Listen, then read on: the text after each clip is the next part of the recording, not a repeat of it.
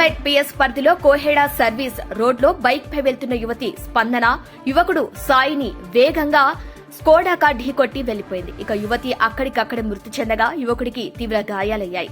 ఇక ప్రమాదం చేసి స్కోడా కారుతో ఆ వ్యక్తి పరారైపోయారు. ఇక కేసు నమోదు చేసిన పోలీసులు దర్యాప్తు చేస్తున్నారు.